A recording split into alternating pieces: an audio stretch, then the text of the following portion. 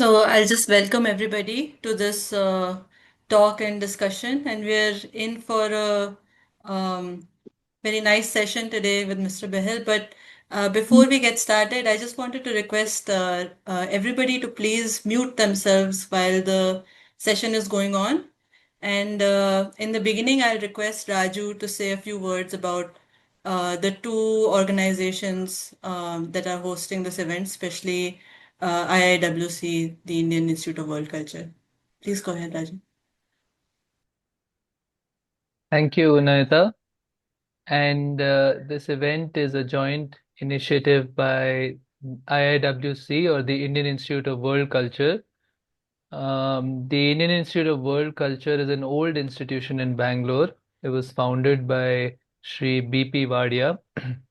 It is a center of culture, it is a center of knowledge, of ideas, and it was conceived not as a space for scholars, as an academy, but it was conceived as a center for ordinary men and women. And the center hosts a wide range of activities on themes of art, philosophy, and culture. It also organizes public lectures. Many distinguished people have historically lectured in the center, including Dr. Martin Luther King Jr. on his visit to India, Sri Rajgopalachari, and many others. We were hoping to invite Mr. Behl in person to Bangalore. Unfortunately, logistically, we could not work it out. But hopefully he will visit and will also see the wonderful library at the center the at a future date. The event is also hosted by the Intercivilizational Dialogue Project, which is a new organization. It was founded as an organization committed to dialogue between civilizations and committed to the struggle for peace, struggle for democracy, and the struggle for the elimination of poverty. The Intercivilizational Dialogue Project conducts dialogues between peoples, between intellectuals on ideas that can bring nations and civilizations together. It also runs an online journal titled Vishwa Bandhu. So I'll just say that as introduction for the two organizations that are hosting this. And I'll also say that IWC holds an art class, and many people from there are present today, and I'd like to welcome them also. Thanks, Raju. So just to start us off, I'd like to say a few things about the purpose of this event and why we decided to invite Mr. Behl to deliver this lecture. And in the beginning, I'll just say that we see the paintings and sculpture of Ajanta as not only Indian, but as human heritage. And we see it as a flower of civilization and as an inheritance of all humankind. And in this time when there is war that threatens the existence of civilization itself all across Asia, we seek to study and uphold this inheritance of civilization. In addition to that, we are inspired by Rabindranath Tagore, and we believe that civilization must be built upon if it is to be living. And we take note of the fact that Ajanta's art was taken forward into the modern era by several artists in Asia. And maybe most intensely, you can see it in the murals of Shantiniketan, like on the walls of China Bhavan. And, many people might ask, what is the relevance of Ajanta today? And we feel that that is the same question as asking, what is the relevance of civilization to modernity? And as Tagore had said, the impertinence of material things is extremely old. The revelation of spirit in man is truly modern. I am on its side, for I am modern. And so we are eager to explore to what extent Ajanta and other art like it became a vehicle of exchange in Asia and the world, both in the ancient world but also in the 20th century. And since we are living in a time of increasing alienation and warfare, we believe, like Tagore did, that to end war man must know man. And man must know man not only for transactional ends, but we must know each other deeply. And I'll just say one quote from Tagore when he visits China. He says, "My friends, I have come to ask you to reopen the channel of communion, which I hope is still there. For though overgrown with weeds of oblivion, its lines can still be traced. I consider myself fortunate if, through this visit, China comes nearer to India and India to China for no political or commercial purpose, but the disinterested human love and for nothing else." Lastly, we think that a discussion of this time holds importance for the question of the future of our youth. What is the culture that our youth will grow up on? What will shape their worldview and their cultural ethos? The culture our youth is exposed to often glorifies war, materialism, and violence, and we seek to study the deep roots of our civilization, um, which we find in a culture of peace, empathy, and human love. I'd now like to introduce our speaker, who we are very lucky to have with us today. Benoy Behl is a filmmaker, art historian, and a photographer who is known for his tireless and prolific output of work over the past 49 years.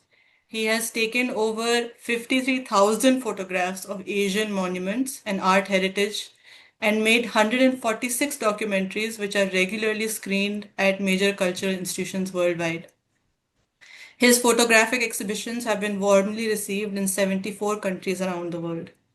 His films, including 26 documentaries on the paintings of India, 26 documentaries on the sculpture of India, and 26 documentaries on spectacular India, have been nationally telecast on prime time in India as well as repeat telecasts. These have also been screened at scores of universities and museums in several countries around the world. India Habitat Center, New Delhi screens one film of Mr. Behl every month, and the national TV channel DD Bharati has been showing one film of his every day since 2001. India International Center, New Delhi held two festivals of Mr. Behl's films in 2009 and 2019. In January 2008, the National Geographic magazine carried an 18-page story about ancient Indian art revealed through Behl's photography to the world. He is the first Indian about whose work National Geographic magazine has carried a story. BBC World News has also carried three major stories about Mr. Behl's pioneering work in India and Vietnam. The vastness of Mr. Behl's documentation presents a wide and new perspective and in understanding the art of India and Asia. His photography of ancient murals in remote places has clearly established the continuous tradition of painting in India, from ancient times through medieval period. This is significant as earlier the Indian tradition of painting was believed to begin in medieval times. And lastly, I'll just say that Mr. Bell was also the first person to accurately capture the colors of the Ajanta paintings. Because of the low light in the caves, they had not been captured before. So with that, thank you, Mr. Bell, for joining us. I welcome you, and I'll hand it over to you. Thank you very much, Nandita. It is a great pleasure to be with all of you to talk about this fascinating and very important subject. My many thanks to you and to Raju for all the trouble that you have taken to bring this occasion together. My many thanks also to my wife Sujata Chatterjee, who makes it possible for me to do all that I do. Now, it was in 1990 when the Director General of the Archaeological Survey of India saw photographs taken by me of Indian monuments with a technique which I had by then formulated of taking photographs in extremely low light, loosely called darkness. And when he saw these photographs, it struck him and he spoke about the paintings of Ajanta, which he pointed out are India's most beautiful and most important paintings ever made, and are also the recognized fountainhead of the classic tradition of painting in Asia and the Buddhist painting, the tradition of Buddhist paintings. And he said that though the paintings are recognized to be so important, they have never been clearly seen because the caves are dark, strong lights are not allowed inside, and clear photographs have never been taken. Even when you go there, you don't see the paintings clearly. So he pointed out to me that perhaps my technique could be used to capture the beauty and the grace of the Ajanta paintings, which was so important if it could be done. In 1991, I spent many weeks in the Ajanta caves with great care, taking detailed photographs of all the paintings. People responded very warmly to the work. In fact, everyone said that the colors of Ajanta had never been clearly seen before, and here they were. And I was immediately invited by the British Museum, by the Victoria and Albert Museum, by the University of London, by the Smithsonian Institution, the Tokyo National University of Fine Arts and Music, and so many other major universities and museums around the world to speak on Ajanta and to show these beautiful paintings. Now, you would be so happy to know that in all these capitals of culture, where the leading art critics had gathered, where the leading art historians had gathered to see the Ajanta paintings, there was a unanimous response. All felt that surely this may be the finest art of humankind. They pointed out that in terms of technical qualities, also technical virtuosity, the paintings had so much which Western art, for instance, found only 1,000 years later in the late Renaissance.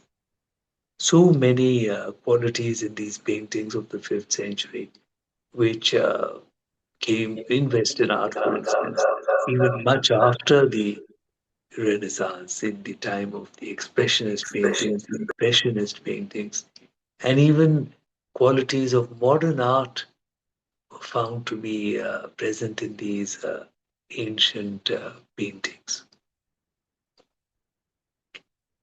But what made these paintings truly even more important, what gave them their beauty and their importance in the world, is the vision of life which they contained. It is a vision of life which sees the same in you and me, all of us, in all the creatures of the world, all the animals, the flowers, the trees, the birds, all that there is are seen to be part of the one. And obviously, this imparted a great sense of compassion to every line made by the painter. Every stroke of the painter's brush was colored by a marvelous view of the world, compassionate view of the world. And that is what made these paintings so exquisitely beautiful and important in the heritage of the world. Uh, it was, in fact, after this when I photographed in the end of 91, when I photographed the 10th century uh, paintings, end 10th century paintings of the Brihadishwara temple at Tanjavur, that scholars around the world responded to say that, well, for instance, Dr. Milo Beach, who later wrote the preface to my book on Ajanta paintings, and who was the USA's leading scholar on Indian paintings, he said to me that he will have to revise his understanding of Indian painting. And I asked him, Milo, why do you say that? And he said that though the paintings of Ajanta were known to us, we always regarded them as a flash in the pan because paintings before Ajanta in India were not known, and paintings for 800 years after Ajanta were not known.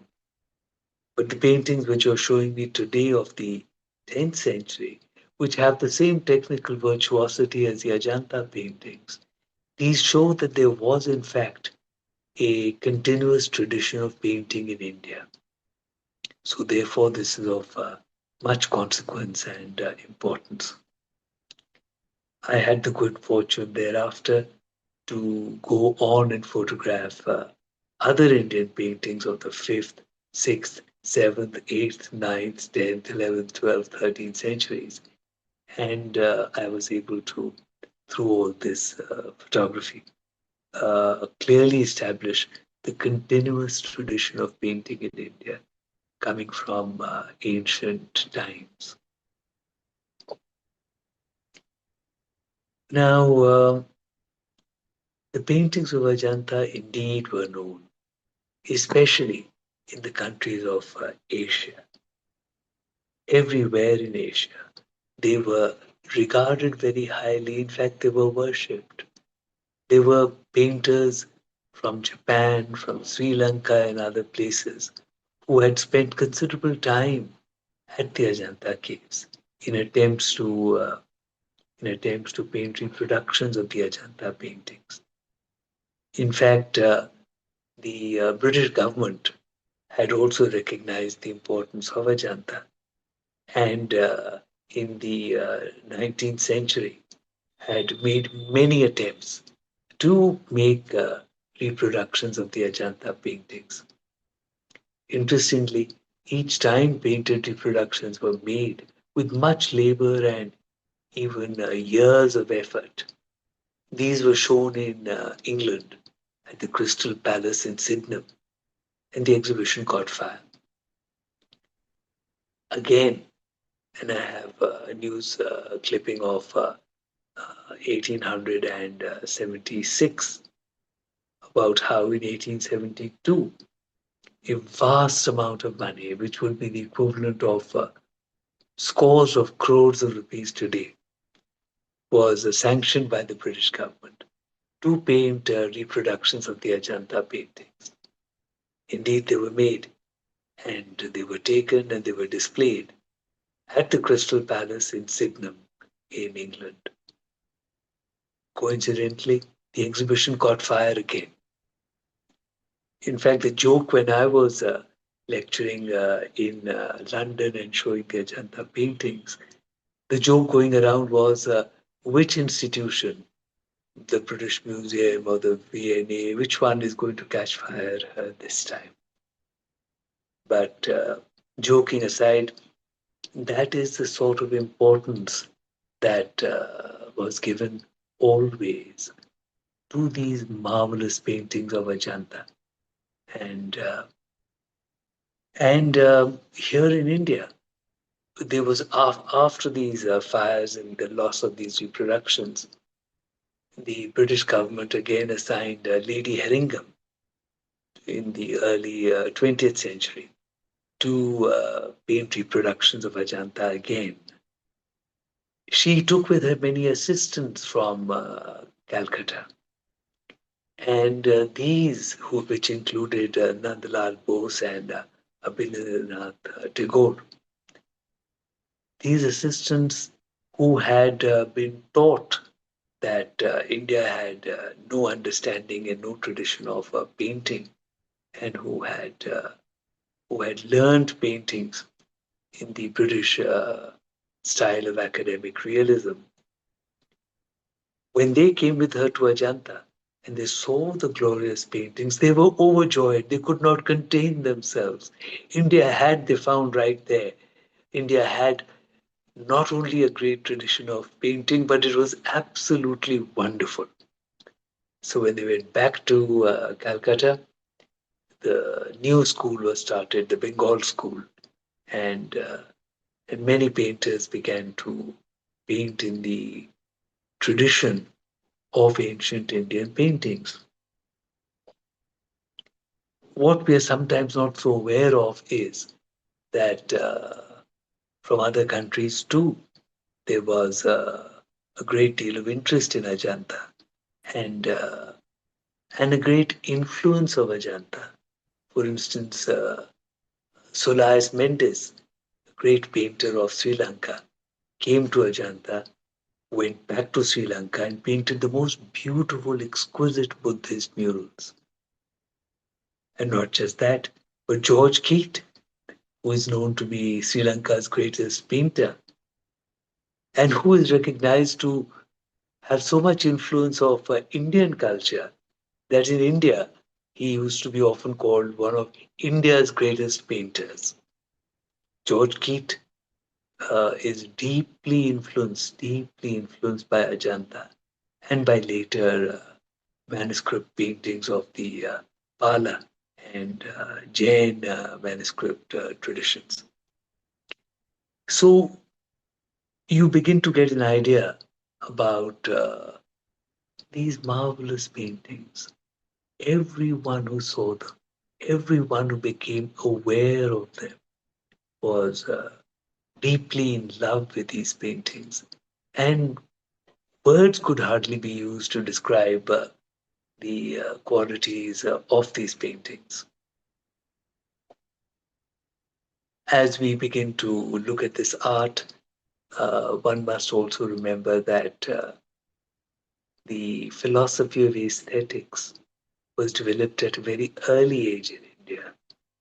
It is a philosophy in which our experience, when we look at something truly beautiful, in nature like a sunrise, or in art like perhaps an Ajanta painting, our response to beauty is seen to be akin to Brahmanand, or the final bliss of salvation itself. For in that moment, the veils of Maya or Mithya, illusion, are believed to be lifted, and we are looking upon the grace which underlies it all. And you will see this grace in ancient Indian art, and you will see that it is for this reason that art was considered so important in India. So let me take the pleasure of taking you on this journey. I will open this PowerPoint. Yes. So we were speaking about these beautiful paintings which had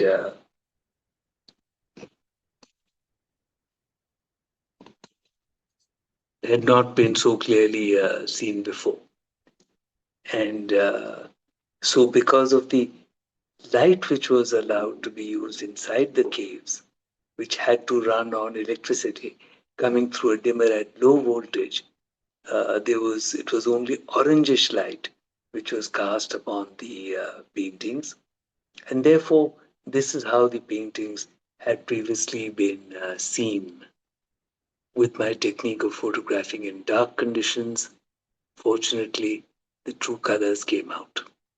And this is the true colors of the same painting you were just seeing. The blues and greens in particular had been lost in the orangish light. Now, it was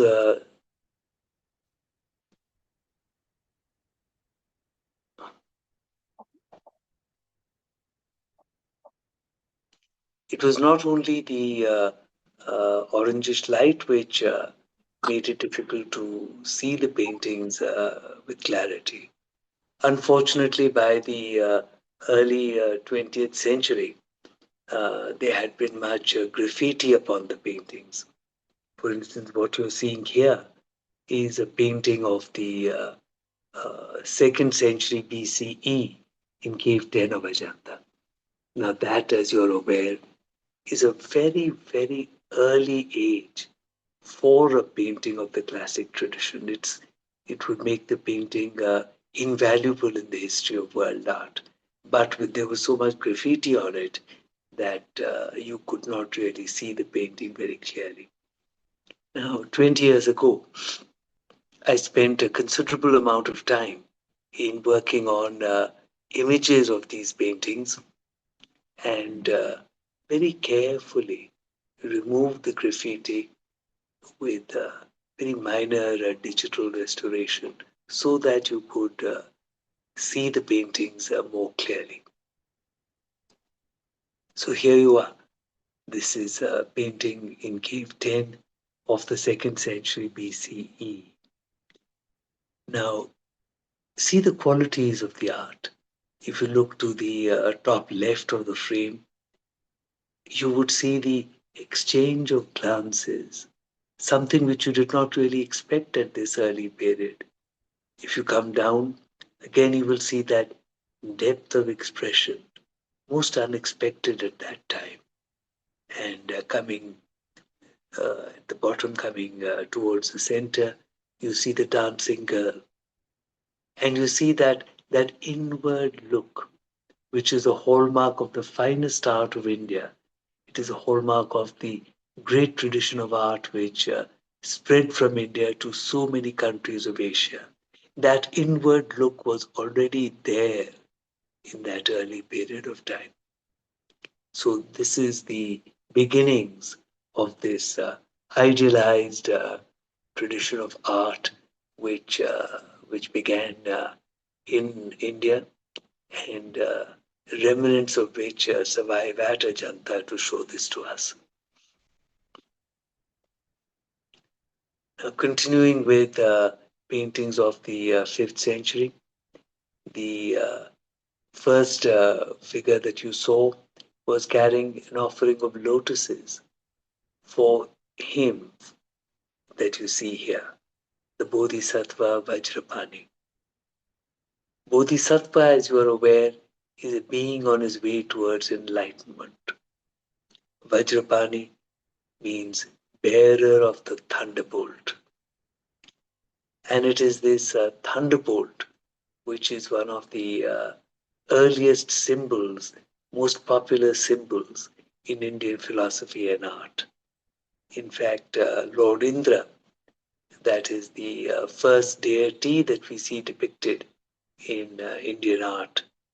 We see him at the Buddhist caves of Bhaja in Western India and Maharashtra, uh, is also a bearer of the thunderbolt. In fact, the latest tradition of Buddhism, which is popular worldwide, is also known as Vajrayana Buddhism, the vehicle of the thunderbolt, whose logic is supposed to be as striking and as indestructible as a thunderbolt.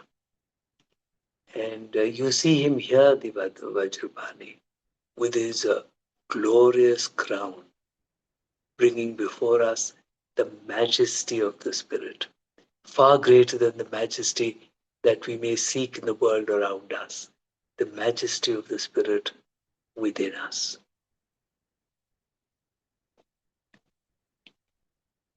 And again, in cave 1 of the 5th century, we see the Bodhisattva Padmapani, the bearer of the lotus. Now, if you were to look to your left over his right shoulder, you would see that heavenly musician, that kinnor, playing that stringed musical instrument. If you were to look to your right over his left shoulder, you would see monkeys playing, and above that you would see geese. Yet, with all this activity made around him, he looks within. It is this inward look which is a hallmark of the finest of ancient art. It is this marvelous invitation to us to journey within to the peace and quiet and joy which can be found only within. And it is this which traveled along with the Ajanta tradition to the many countries of Asia.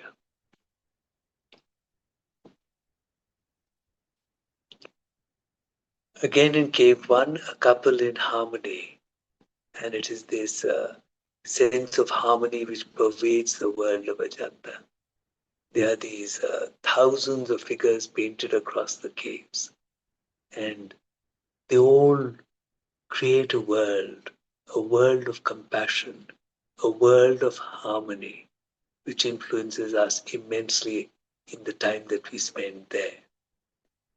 You would notice the rendering, the shading, which persuades our eyes of the roundedness of form, the gradual lightening and deepening of color, which is so marvelous to find in paintings of the 5th century.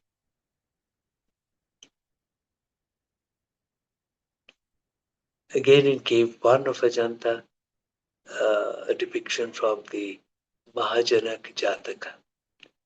As you would know, the Jatakas are the stories of Gautama Siddhartha in his previous births, in the form of different men and animals.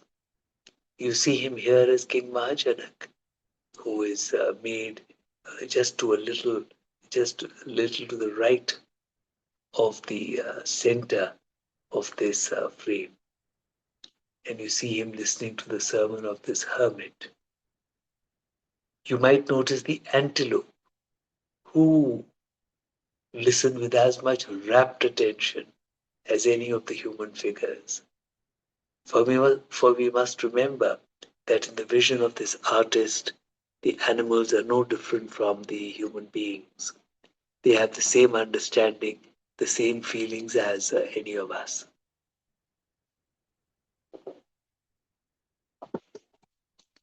I take you to a closer view of King Mahajanak. And Mahajanak was a glorious king. Mahajanak was a powerful king who had won back the lands earlier lost by his father. But you see him here sitting on the ground, his hands before him, looking up at the hermit with a look of adoration upon his face.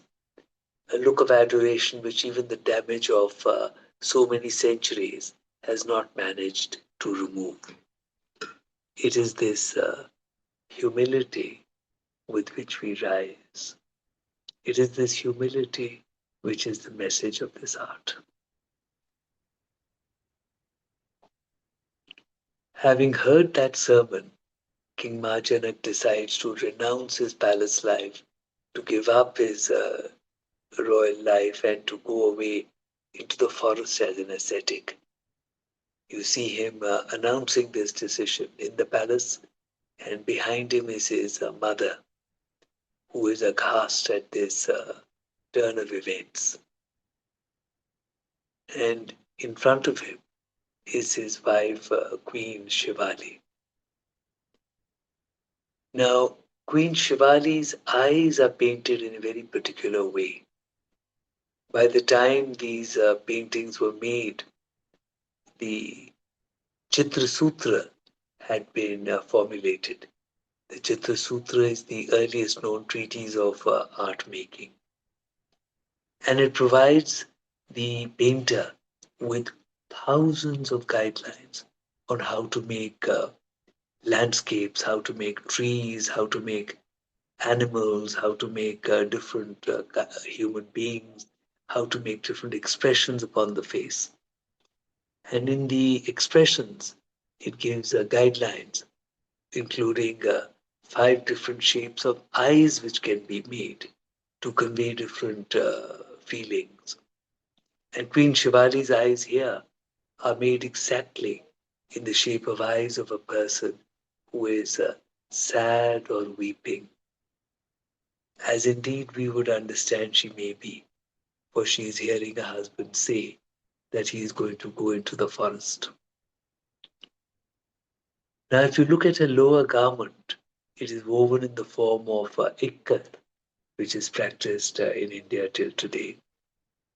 If you look at her upper garment, because there is an upper garment, it is practically transparent, but you see some design on it.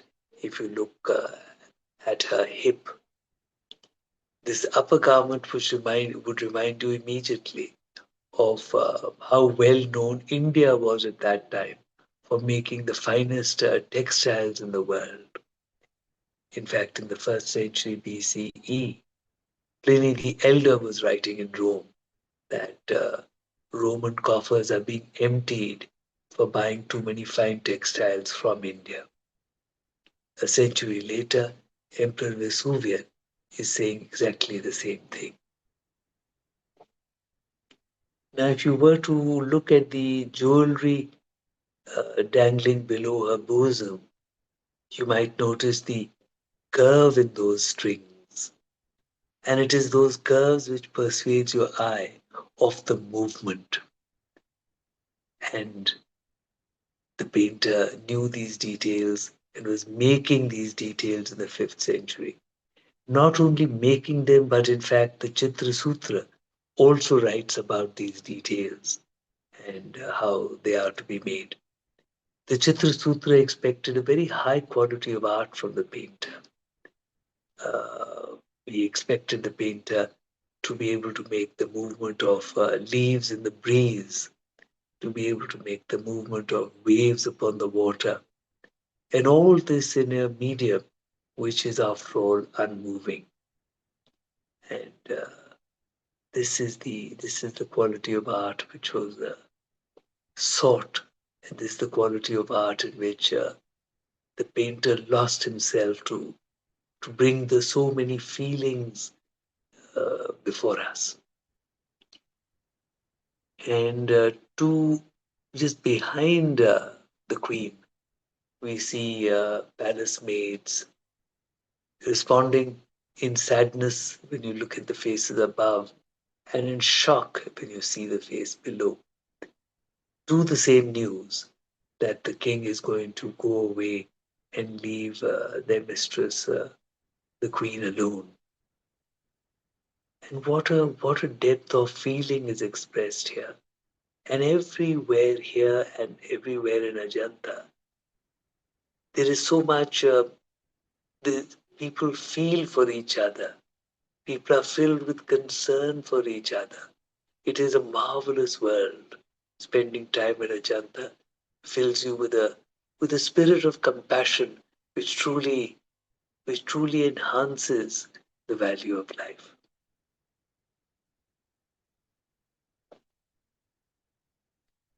Having taken that decision, we see here King Mahajanak riding out of the palace. With his decision taken, you see the peace that has come upon him, and that inward look is already in his eyes. He begins on another journey, the journey within.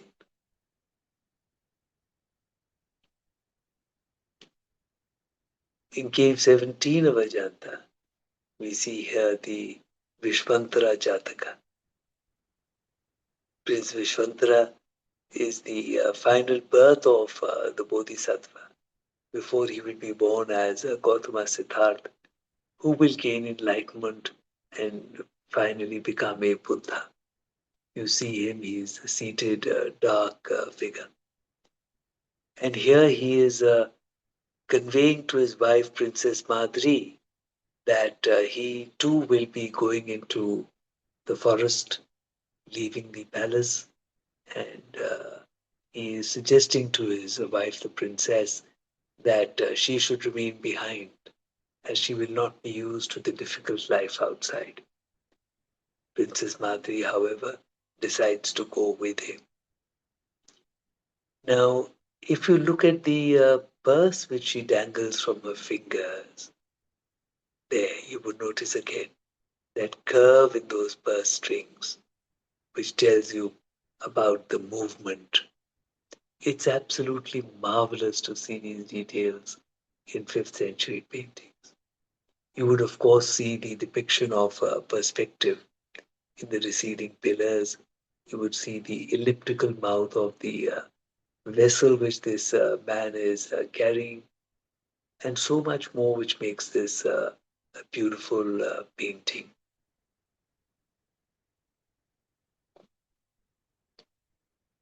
And in cave 17, the Mahisha Jatak, Lord Buddha born in a previous birth as a Mahisha, a buffalo, the pesky monkey is troubling him, but the kindly bodhisattva does not mind. In fact, you would surely see the smile on the Mahesha's face. And you were meant to see it for in the vision of this artist that Mahesha is no different from you and me at our very best. For these animals truly represent and bring before us the finest of qualities that we may wish to aspire to. And what a marvelous vision of the world! What a marvelous world in which they, all the beings are seen as so intrinsically united.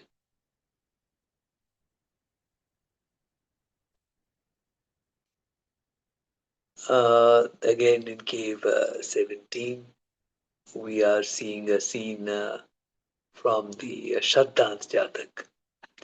And in this Jatak, we had images of large elephants.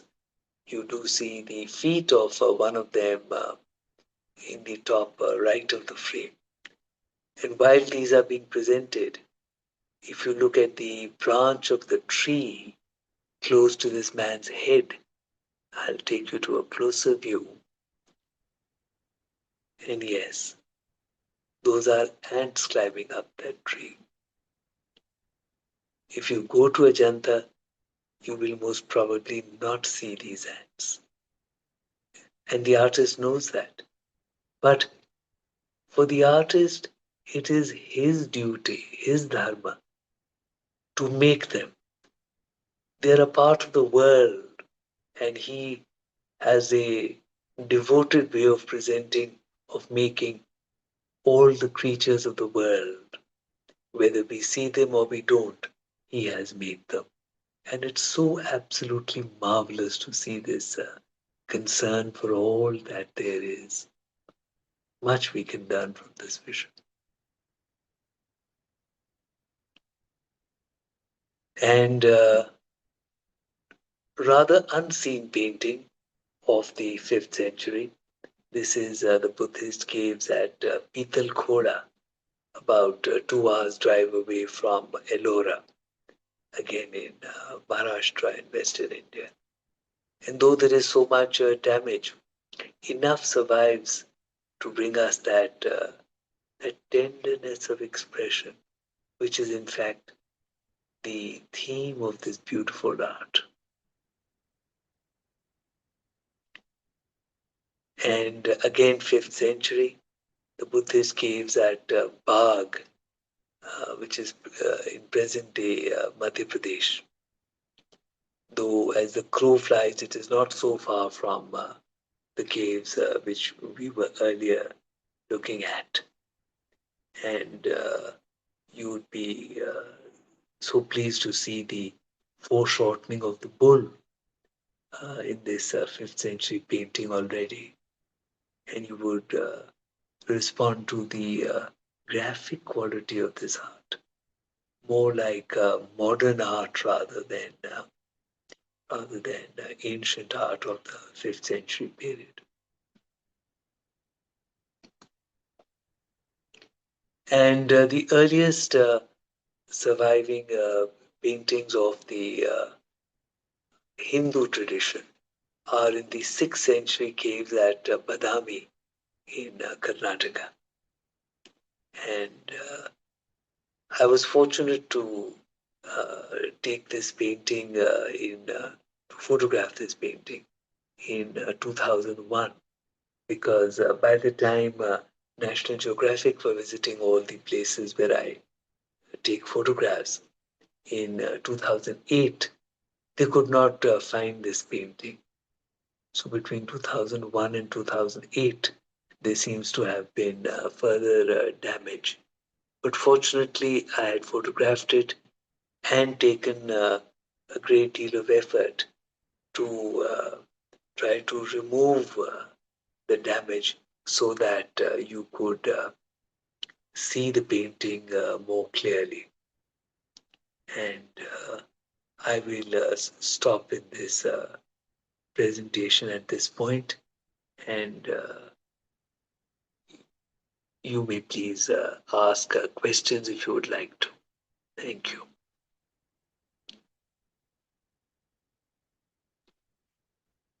Uh, thank you, Mr.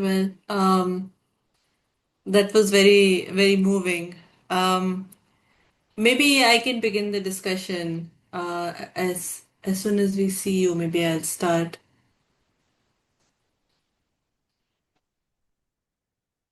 Stop share.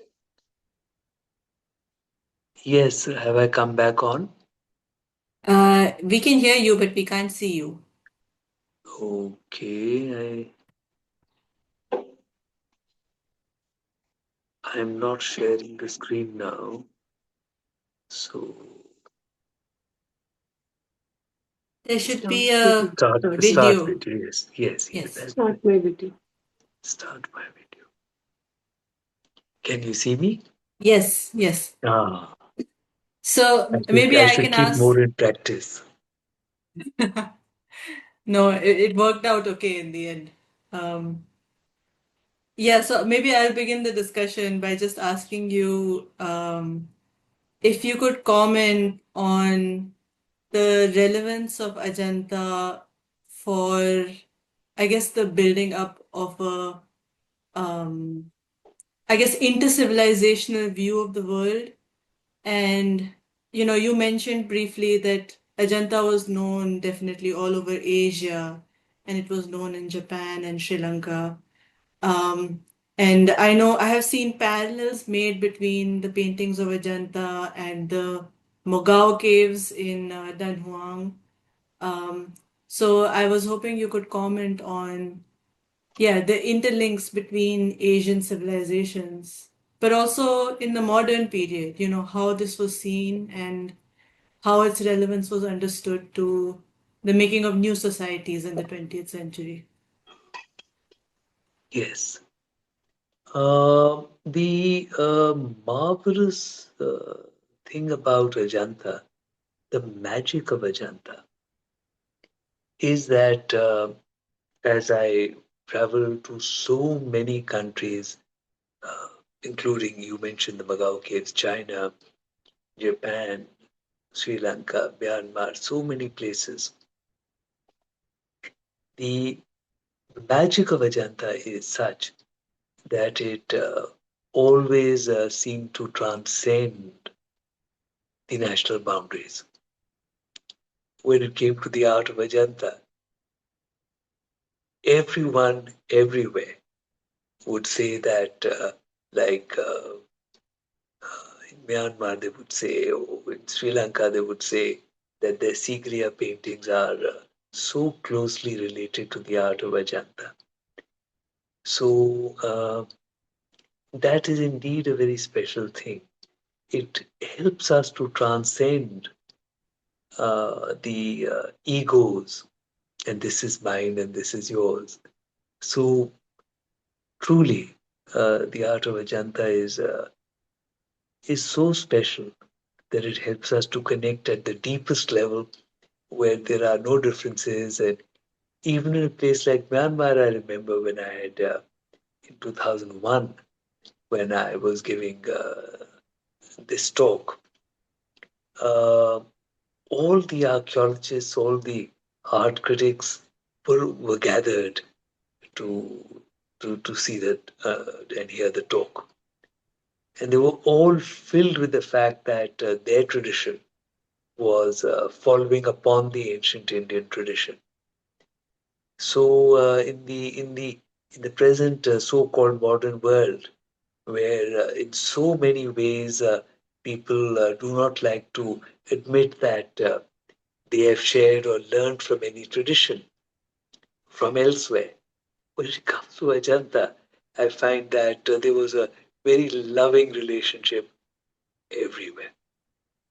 The Japanese that you mentioned relate in the same way to the paintings of Ajanta. So it does help us transcend the barriers and limitations of just specific cultures to realize the humanness of it all, to realize the universal quality of it all. Thank you. I'll invite everybody else. If you want to ask Mr. Behl a question, please, you can also Yeah, unmute yourself. Yes. yeah. So this is Venkatesh. I have a quick query. I heard you mentioning about the loss of a particular painting in Badami between 2001 and 8. So I just wanted to know from you, now that we are in 2026, what is your sense of the amount of protection the government or maybe the UNESCO or whoever is maintaining the sites at Ajanta and elsewhere, maybe even in Madhya Pradesh, what you took us through. So, how is the current state of all these particular paintings in various states? Well, in recent times, I've not had the opportunity to travel again to these sites. In fact, particularly after COVID times, I have not been traveling so much. So I've not very recently seen any of them. But I would say that there is there is damage that always takes place, and from the early 20th century, when we were already finding graffiti which was being made on top of the most valuable second century BC paintings. From then up till the present, with the effects of humidity, with the effects of more pollution in the air, with the effects of larger numbers of visitors and the humidity and bacteria which is in their breaths. With all this, damage does keep taking place. So I think that is not going to be very easy to prevent. Thank you. I have some questions in the chat, which I'll read out to you, Mr. Behl. S. Ramesh says, thank you for hosting this presentation. Mr. Behl has captured the paintings so well, I doubt whether we can see them so well as he showed us today. He has also tried to digitally conserve them, which is unparalleled. My only question, how did the artist create such high quality paintings in the dark caves? Very difficult to even conceptualize the composition in darkness or with minimal lamp lights. Hmm. Yes. When I began to give talks in Japan, the Japanese told me they had a phrase in their language which meant you see better in darkness. Now, actually, in many ways, that is true because you may try it out yourself. That when there is a little light, you tend to focus your attention much more. And in the process, you see many more details which you might miss when things are brightly lit. You can try this out for yourself. So, yes, it was pretty dark inside. They used reflectors from outside to bounce the light into the caves, and they used reflectors inside to diffuse this light. So there was some light available, and in that which was available, they made these beautiful paintings. Thank you. Um, I think Raju has a question. Go ahead, Raju. Yeah, I had a couple of questions. Thank you, Mr. Behl, for your presentation, which I think really brought out this beautiful art tradition, Asian art tradition, as you're saying. And so the two questions I had was, one was, um, as you said at the beginning, and thanks partly to your efforts, we now have more knowledge about the um, continuity of this tradition. As you're saying, it's not just the fifth, but the sixth, seventh, eighth, ninth, 10th century. So, given the continuity of this tradition, I wanted to ask you, do you still consider Ajanta to be singular, to be somehow a special moment in this tradition, um, which sort of, changed everything before or after it, or do you see it just as one link in a chain? And the second question I had was related to the Can I yes, answer that? Otherwise, yes, if we please, forget, okay, please, yes, then we'll take your second question. yes. Uh, well, first of all, thank you for this question. I think it's a very important question, and it's a combination of two things as I see them. One is that paintings were made everywhere at that time. All caves and temples, walls and ceilings were profusely painted. So, what makes Ajanta, one of the things that makes Ajanta so spectacularly important is that it is the only large surviving body of paintings of that period. That's the that's one side of it, and it is also true that in the fragments also which survive in different places, we see the same very high quality of art. Mm, So definitely at that time there would have been so much which would have been of this quality. That is for certain. At the same time, considering that this is what has survived, Ajanta is what has survived, one cannot help but also relate to it at an emotional plane. mhm, And what it is so completely special mhm, that one feels that there is a magic in it, that mhm, it must have inspired and helped to shape so much more that was to come. mhm, So I think we have to understand it in both the contexts, mhm. and we can take the your second question, please. Yeah, thank you.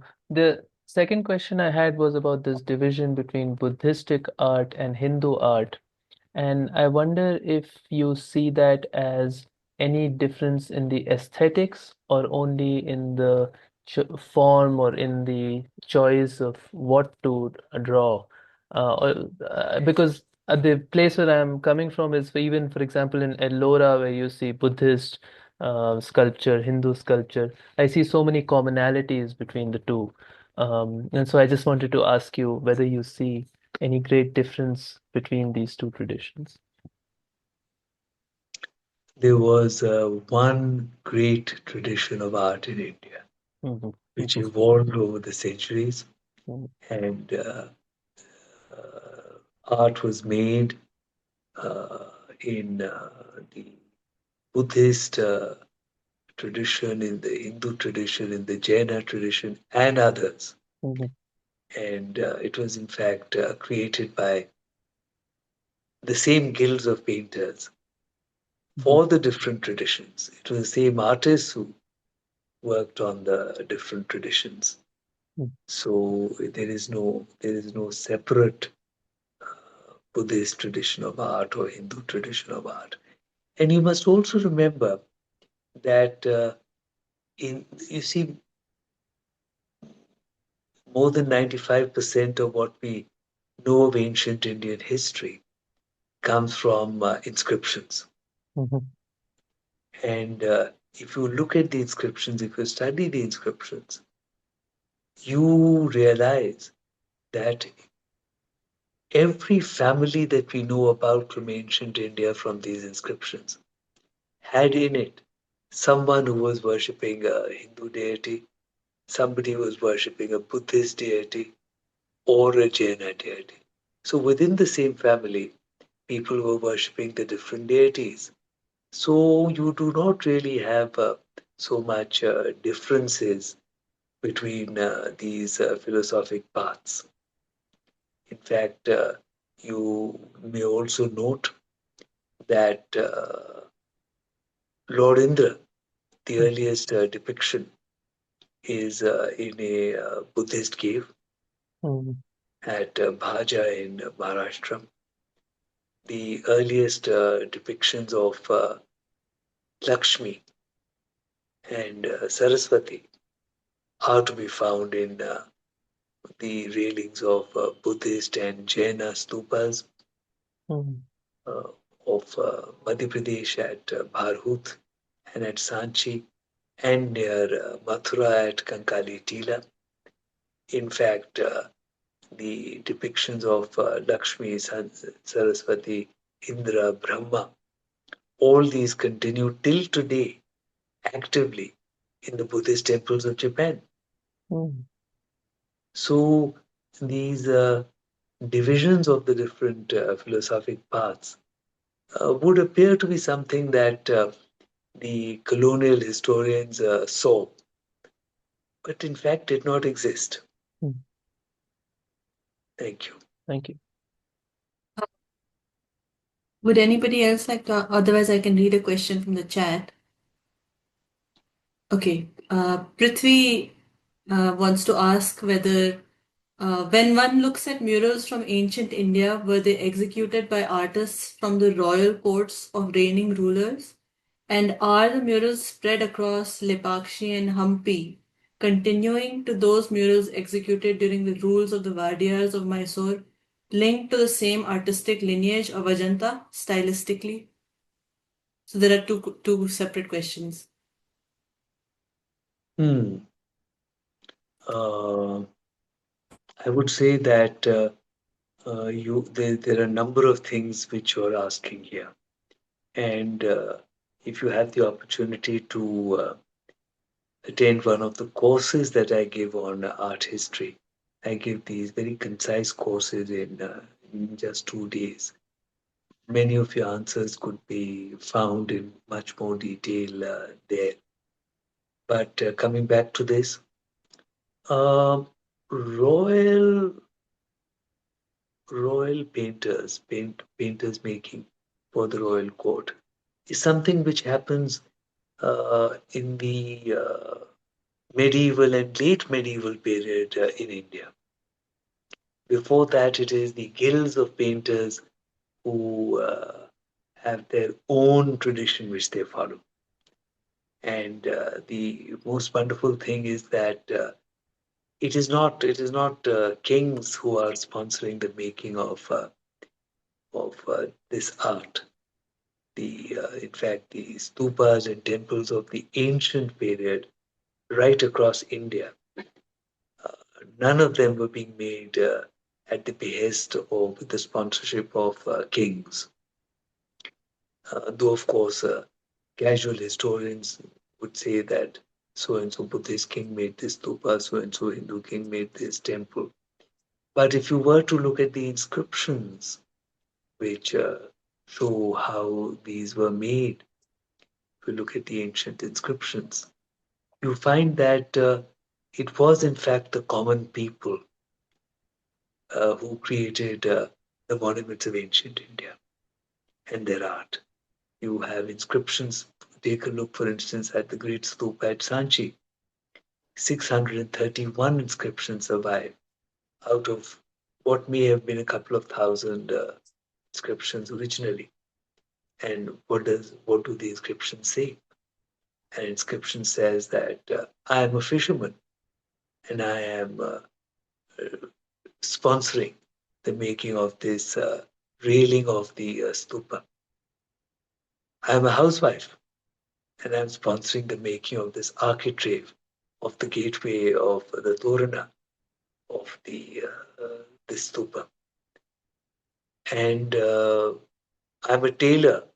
I'm sponsoring this, etc., etc., etc.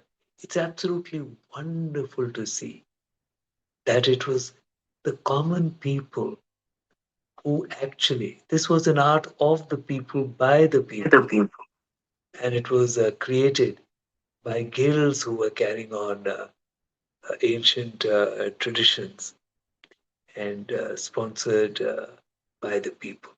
It's absolutely wonderful. Thank you. Another question, Mr. Behl, is um, Someone says, I'm a member of the Saturday Free School in Philadelphia and a darkroom photographer. It is very moving to learn of your work and commitment as an artist. Do you also consider the Ajanta paintings to be modern?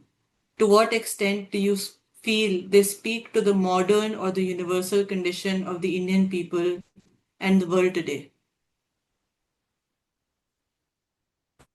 The paintings of Ajanta are indeed fully relevant and, in that sense, completely modern. They speak to us, they speak to what there is within us. And the purpose of this art is to awaken the best within us. It is, in fact, it's a marvelous tradition of art where, you see, finally, the truth that is sought in the Indic traditions is something which is beyond the world of forms. It is a journey to discover what is beyond the Maya or Mithya, the illusory nature of the material world, to break away from samsara, the cycle of life and death in the world, to see that which may be true or lasting. And yet, the human form is used to bring before us the grace of it all, the grace contained in this Maya or Mithya. And it's a marvelous challenge for the artist. And he's constantly doing that. So, in fact, I'm getting a little carried away because there is not enough time here to go into all this in depth. But uh, thank you. Okay, I'll ask a couple more questions. Mr. Sanjay Chapolkar, art teacher of IIWC art class, would like to say Ajanta paintings are located around Maharashtra. What were the historical and geographical reasons for this concentration in this region? Were there possibilities that in other regions they were also there and vanished later? Yes. In fact, these traditions of art, this tradition of art would have been spread right across the subcontinent and in other places that were influenced by the art of the subcontinent. While the paintings of Ajanta were being made in the 5th century, in fact, at Sigiriya caves in Sri Lanka, exquisite paintings were being made which very directly show the same tradition. In fact, the art historians and art critics in Sri Lanka also recognize this very acutely. So there's no it, the concentration is in the fact of survival, but the spread of the art was very complete.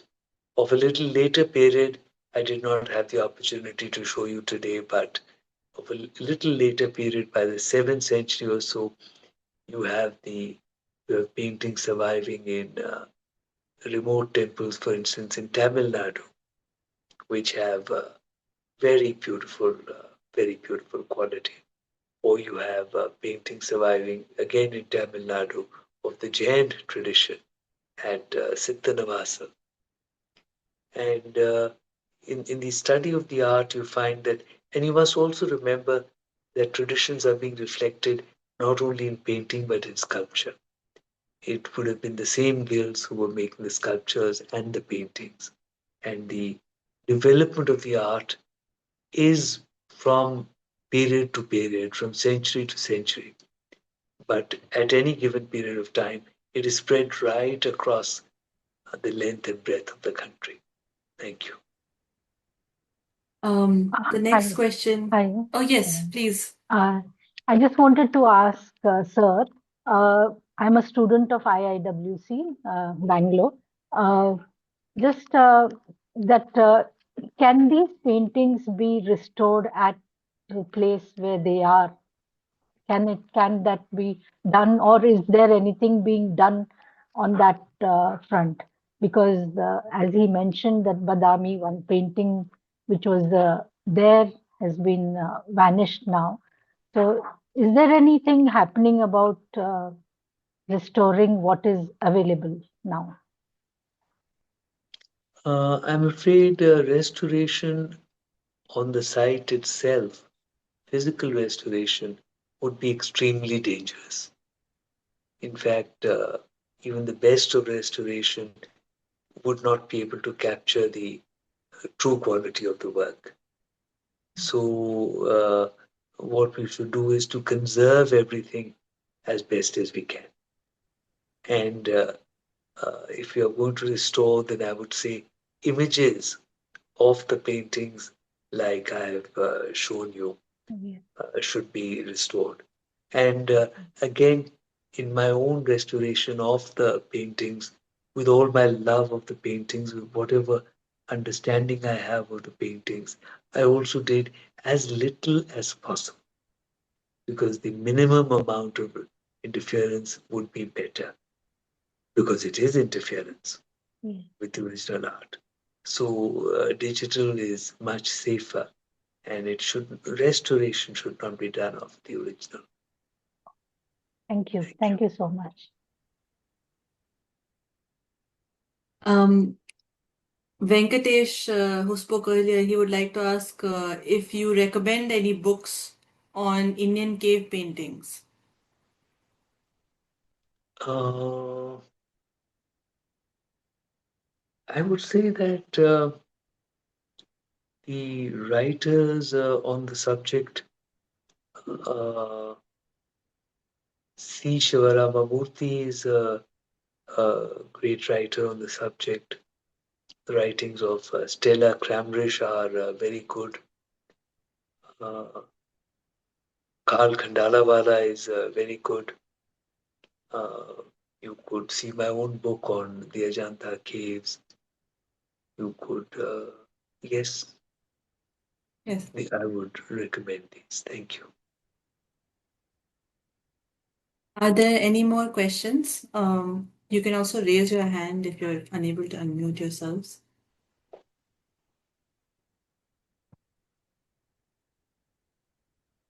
Yeah, I wanted to ask something. Yeah, thank you, Mr. Behl, for those beautiful photos and the discussion. And what I wanted to ask was regarding something you said was very central to many of these paintings, regarding the what you termed as the inward look, and like what you see, like which you see as something that was really, it really flew through it lived through all these paintings, and it was a part of the art that came from India, for this whole period. And the thing I wanted to ask was, to interpret this art today, the question I had was, because when you talk about, looking at the modern world, I think there is a certain corruption in how this idea of the inward look, or even this idea of, inward thinking has become, where, like, to use modern language, it often, people are, like, it's easy to interpret this as sort of self-centered or self-involved. And I think this is a feature of, our times that we see all the time. And what I wanted to ask was, how do, like, when you're talking about interpreting this art today, how is this idea of the inward vision, this inward journey, how is this to be, yeah, how do we, how do we excavate from this ancient art, this important, philosophical roots? How do we incorporate, how do we excavate this for our times? Thanks. Yes. Yes. The entire purpose of art in ancient times was to take us away from the noise and clamor of the material world which surrounds us all the time. The fretting and concerns and the endless chase for material goods.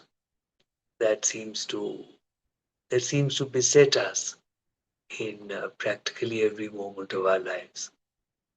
So the philosophic journey helps us to be able to look for that which is true, that which is lasting, that which is not just a passing shadow and leaves us completely dissatisfied and unhappy tomorrow. As a matter of fact, we ourselves will not exist tomorrow. So there is something which may be found beyond, and the best way to find that is to come away from the fretful concerns and the noise and clamor which is around us. So the purpose of the art from the earliest times in India was to create a space within which we have left behind the material concerns and come to look upon the grace and the beauty which is actually everywhere and within us too. So the idea is to awaken that peace, to awaken that joy within us. And in a climate of joy and peace, we would be able to think better. In silence, we will be able to hear better. In silence, we will be able to see better. And therefore, we would have better opportunity to learn what may be true and lasting, and at least come away from the most fretful and the most troublesome of the material concerns which otherwise leave us with, which, as in yoga they say, that the mind can be like a monkey, like a fretful monkey that just jumps about all the time. So the art helps us to be peaceful and be able to learn better. Thank you. Um, Yeah, I have one more question. yes, go ahead. Why are all the Buddhist paintings in the caves? Like most of the Buddhist paintings are in the caves. Is there something related? Means why are they not open somewhere? And why only cave paintings are seen? The Buddhist paintings. Just wanted to know that. Right. Of course, what has survived may also be because it was deep inside caves.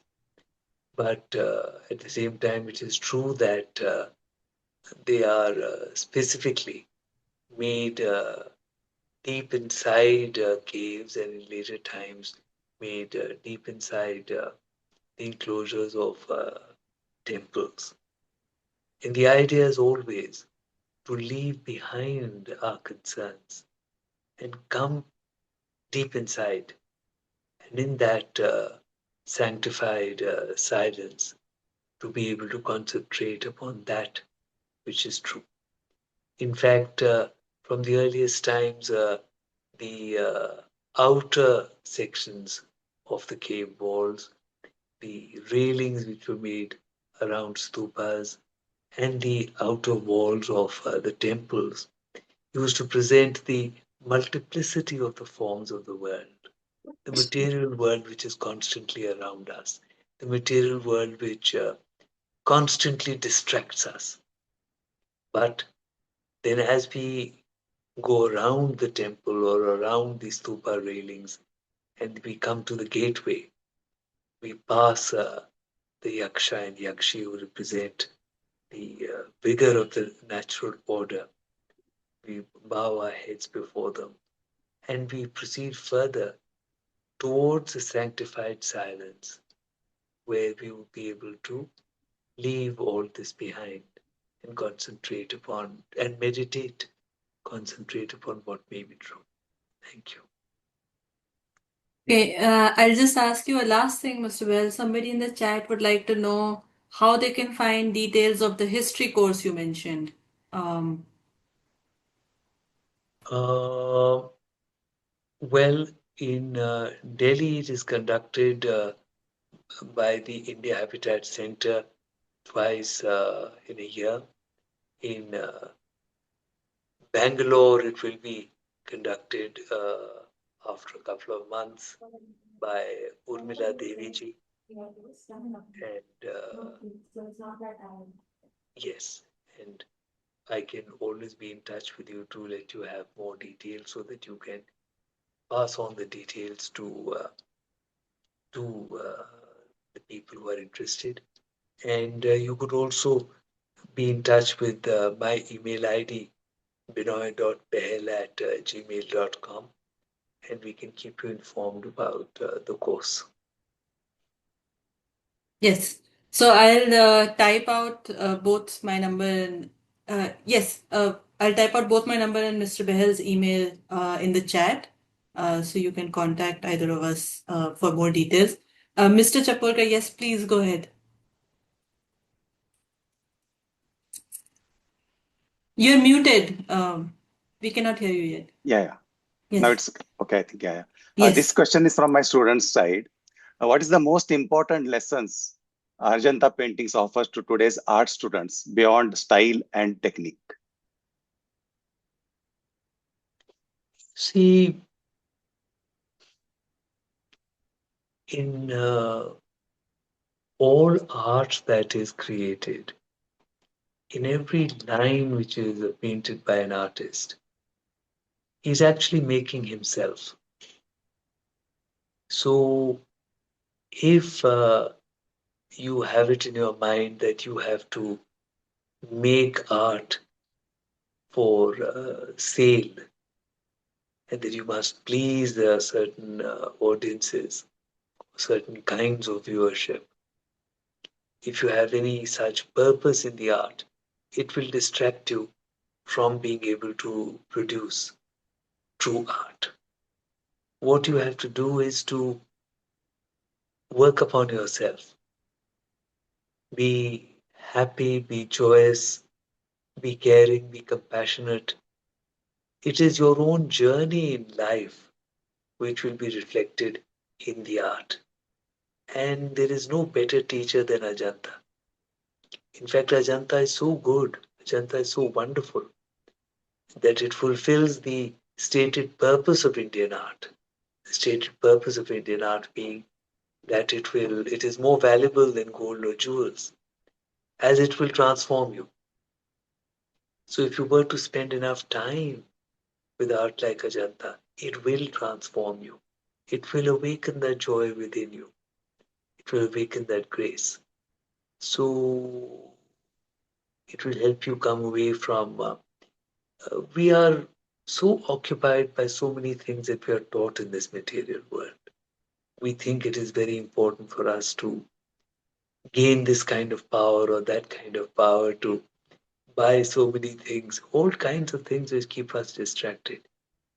And what really matters is the beauty within yourself. And all kinds of success will follow automatically. The chasing of success is not going to bring very great success, and it will definitely not bring that peace and happiness. So, what is worth pursuing in the company of great art like Ajanta, which will influence you? What is worth pursuing is the search for personal self-development and kindness and caring. I'm reminded always about this wonderful 5th century inscription at Ajanta, which says, "The joy of giving filled him so much that it left no space for the feeling of pain." That, if one understands the depth of that, that is truly an answer to life. It's truly an answer of how to create art. It's an answer to how to live in the world. Thank you. Thank you, sir. Thank you. I'll just read last two comments just to end our discussion today. Professor Uma Das Gupta, who is also in the audience, she says, thank you very much for this wonderful event. What was most moving was Mr. Behl. And Dhruv Sen also says, echo the views of Ms. Das Gupta. Mr. Behl's talk was extremely enlightening. Thank you for organizing this event. So I will also thank you, Mr. Behl, for joining us and showing us the details of those wonderful paintings. And I can say for myself that I'll be taking many things that you pointed out with me into the future. And I hope we can have you in person in Bangalore for a longer interaction in the future. So thank you once Definitely. again. Thank you. It was a great pleasure. Thank you so much. Bye bye. Thanks.